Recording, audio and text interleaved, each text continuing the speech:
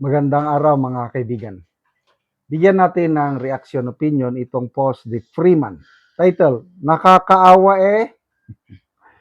Senator Tito Soto expressed that he sympathizes with the 18 bodyguards. Sabi niya na singit ako somewhere sa makapal na affidavit na to. And then, nung magbigay ng sinumpang salaysay, lalo na yung 5, hindi ako binanggit.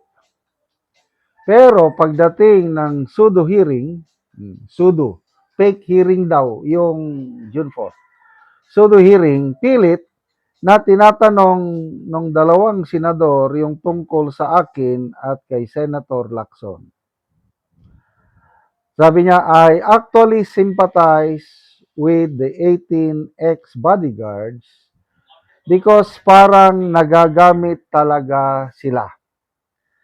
Nakakaawa eh, dahil later on, baka sila sasalo lahat ng kabalastugan na ginawa nung nag-prepare ng joint affidavit. Okay, so pinapalabas ni Soto na bogus hearing yung nangyari noong June 4. Sila daw ang totoong hearing. Ang tanong, bakit kanina yung supposed to be na totoong legit hearing, bigla silang lumambot, biglang bumawi, nagbagong ihip ng hangin, sinabi na hindi daw hearing yon ng Blue Ribbon. Ano daw? Consultative meeting.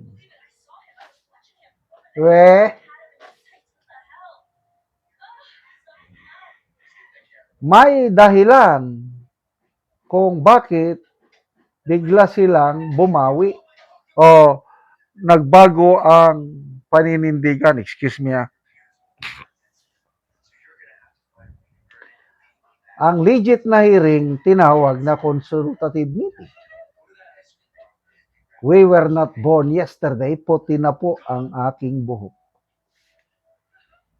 Baka napagtanto nila na ang tunay na leadership ng Senado nandun pa rin kay Senator Cayetano. Na ang tunay na Blue Ribbon Committee nandun pa rin kay Senator Pia Cayetano at Senator Marcoleta. Wala na akong ibang maisip na magandang dahilan, yung kapanipaniwalang dahilan, na tinawag lang nila na, consultative hearing. Ang paliwanag ni Senator Pangilinan is, in respect daw sa mga kapwa nila senador. Respect? Do you respect yung grupo ni Cayetano? Na kung ano-anong pinagsasabi niyong masama sa kanila? That is respect? I don't believe so. Bigla nilang sinuspinde ang hearing nila, ang meeting nila. Biglang sinuspinde ang meeting. Bakit? Paggalang daw sa mga biktima ng lindol sa Mindanao. Anong koneksyon ng meeting nyo diyan sa lindol namin sa Mindanao? Hindi namin kailangan ang inyong pag-sympathize. Dahil kami sa Mindanao ang nabiktima. Ituloy nyo lang ang inyong meeting diha. Hindi kaya nagalit ang kalangitan sa inyo dahil sa pinaggagawa ninyo. Ang Diyos, alam niya ang lahat ng pangyayari sa buhay ng tao, sa buhay dito sa mundo. Nakita ng Diyos yung paghahanda ng mali-malitang pera ng mga Brave 18. Alam niya yun. Ako, naniniwala ako sa katotohanan ng pinapahayag ng Brave 18 Marines. Naniniwala ako. Hindi sila gumagawa ng kwento-kwento. Kasi kung kwento-kwento lang, ang sinasabi kasi ni Soto na parang gawa-gawa lang. Gawa-gawa lang ni Atty. Baligod. Anong mapapala ni Atty. Baligod kung gagawa-gawa lang siya ng kwento? Mabibigat yung akusasyon. Dahil ang inaakusahan, presidente, former speaker, is Senate President, dati, mga kongresista, mabibigat yung inaakusahan. Bakit kagagawa ng kwento-kwento lang na delikado yung ginagawa ninyo? Kailang, kung katotohanan, yung nasaksihan ng Brave 18 Marines, bahala na. Naniniwala ako yung pahayag nila bakit sila lumantad dahil hindi na nila maatim kanilang konsensya na yung nasaksihan nila na pagnanakaw ng kaban ng taong bayan, hindi nila isiwala. Sabi ng isa na nahihiya kami sa aming mga anak at mga apo. Ayaw naming maghirap sila sa kinabukasan nila. Kailangang isiwalat namin ito para tumigil na ang grabing nakawan sa ating bayan dahil kawawa nakataya dito ang kinabukasan ng ating mga anak at mga kapu-apuhan. Naniniwala ako doon. Tapos sabi na gawa-gawa lang, I don't think so. Tignan natin. Ulitin ko, nakikita ng Diyos ang lahat ng ginagawa ng tao sa mundo.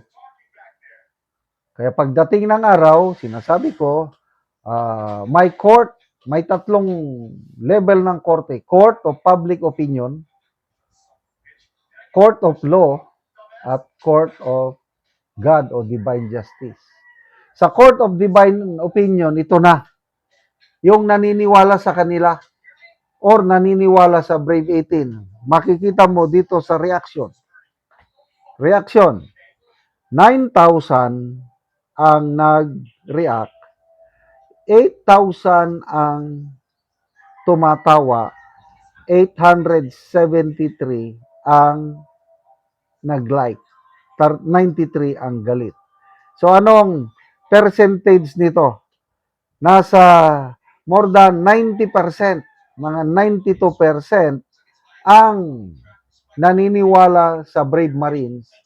92% hindi naniniwala dito kay Soto at ang kanyang mga kakampi.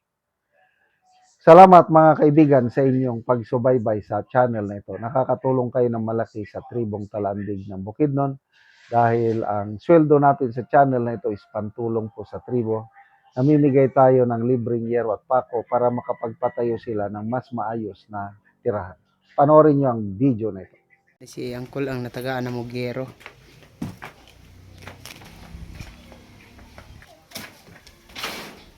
Karon mo na ni ang itsura sa balay ni Angkol sa natagaan ng Mugero. Mga dagko na gid nga boslot. Balay ni Angkol.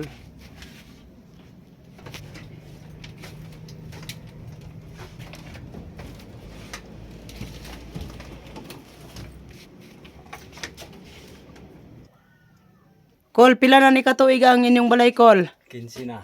15 na katuig. Oo, so karon Kol mag-atop na ka. Oh, mag-atop na ko. So mapulian na gid ang imong atop. Mapulihan na ko. Pulihan. Lagi. So dagko na kaayo Kol og buslot oh. So 15 na katuig.